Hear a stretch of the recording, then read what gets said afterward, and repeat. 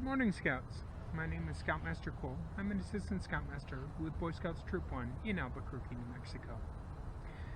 We are on lockdown, and I'm in the woods here again.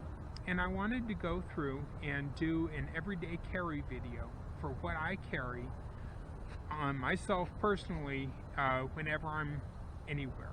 This is stuff that I always have in my pockets. I understand that different people require different tools. That's okay. And also, depending on your rank and whether or not you have your totem chip, with whether or not you can carry a knife. So keep those things in mind. So, first of all, I've got my wallet. In my wallet, it's just leather. There's old business cards, and then I've got one of these. That's a Fresnel, something like that, magnifying glass. That can be used to start a fire in an emergency. And even though it's pretty scraped up just from sitting in my wallet, it can still be used to get a leaf to smoke. All you have to do is you focus the point of the you find the point where the sun is the most compressed onto the leaf, and you want to choose a darker leaf, and then you can sit there and wait until it starts smoldering or lights on fire. Now, since we are under a fire ban also, I'll let this smoke a little bit, and I'll let you see it smoldering, and then I'm going to have to put it out. Okay, it's starting to smoke. Now, while I'm doing this, it is not a good idea to stare directly at the dot, because just like staring at the sun is bad for your eyes, staring directly at the dot, that dot is compressed sunlight. And so, like staring into a laser, it is also bad for your eyes. So it's something to consider. Another thing to consider is that it's actually easier to put them down rather than to try to hold it still long enough to light a fire.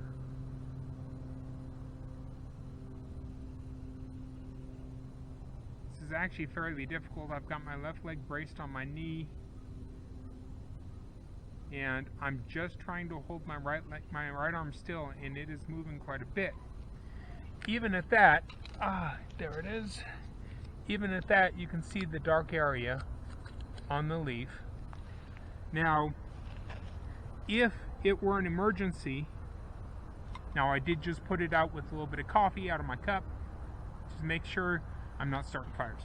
Alright, if it were an emergency, I would try to use something more like charcloth or material, something dark and a little bit stronger. You could even do this if you put together a stack of leaves, because just that little bit, it went right through that leaf.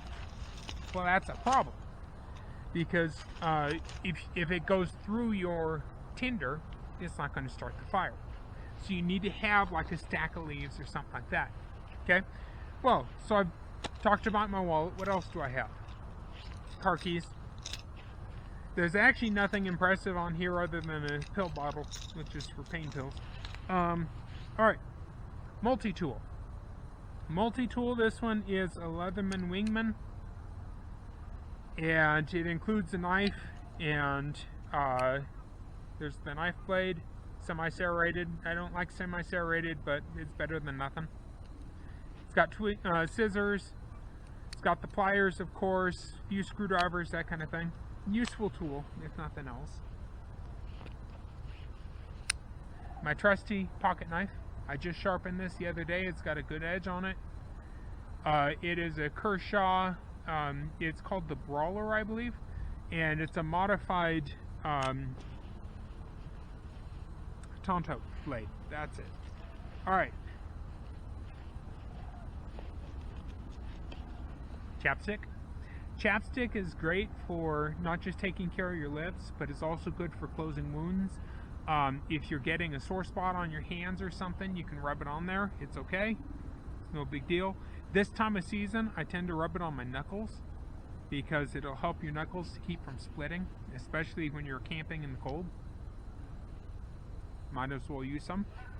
Worst case, you can always cut off a piece of that and add it to your tinder, and chapstick will cause it to burn like a candle. Okay. Cigarette lighter. This one works. Has juice. Always carry one that has juice. Yes, you can also carry one that doesn't have juice, but then you have to know more about fire making skill. This is just one of the easiest and fastest way to get a fire going. Rope. I carry a few different varieties. This is roughly 20 feet of tarred black line. It is bank line, it's called, and it's about a 100-pound test. The rest of this is 550 cord. Alright, anything else? A couple of coins. Nothing else impressive in there. Alright. I also, in my boots, I've got this. Don't know if you can see that there. I keep some safety pins in my boots. Yeah, you may call me crazy, but there are 100 different uses for safety pins out into the woods. Years ago, I was on a scout camping trip with Boy Scouts, and while I was on this trip, one of the scouts wound up splitting the only pair of pants that he had. And it wasn't, you know, an embarrassing split. It wasn't split in the groin, but it was we were pretty cool. And he had split the inside leg of his pants. And he was even colder because his pants were now open in that area. And so he goes around to his patrol, asking around if anybody had anything that would help him with a split in his pants, and nobody did. And so he comes and asks the Scoutmasters. Well, one of the Scoutmasters pulls out a sewing kit. He's like, okay, well, change out of those pants and we'll stitch them up. The Scout goes, I don't have anything else. Another Scoutmaster walks to his bag, comes out with a couple of safety pins, and they wound up handing him a handful of safety pins. He went into the tent and was able to pin his clothing back together, and it saved the camping trip. That Scout was able to get through the camping trip without too much trouble. Aside from that stuff, I also carried this. This was given to me by Cub Scouts years and years ago. I was a Cub Scout den leader, and the leader gave these to all of the people. And it's just a simple paracord bracelet. It's got some damage. It's heavily worn. I've been wearing it for 4 or 6 years, something like that. But that's always got rope on it. So because of this, because of what I have on me, in an emergency, I could put a few sticks together. I could tie them together, lash them together, build a shelter. Okay. I could hang something, hang my backpack if I'm carrying one. At the moment, I don't even have a backpack, but I can hang a backpack from a tree. I could work on carving things, carve a spoon, so that for eating, whatever. Take care of wounds, basic wounds, not deep penetration or anything. Again, carving. I can also cut into things.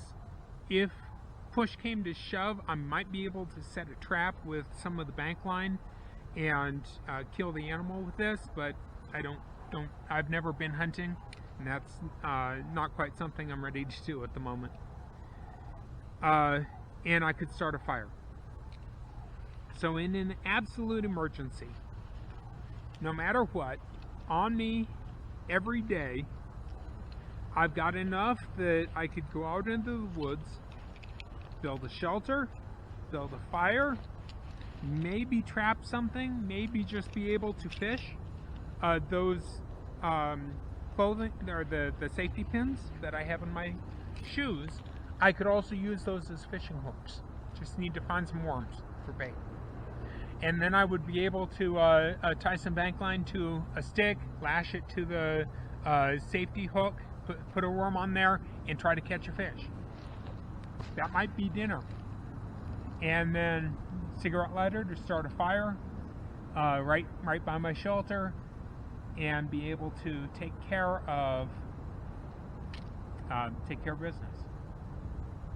Water would be difficult to take care of in the woods right now. At the moment, I've got coffee next to me, but normally when I'm out with my backpack, I've got something that I can collect water in. In my 10 essentials, well, in my car, I've got an emergency kit that includes a small mess kit and a couple of spoons and so forth.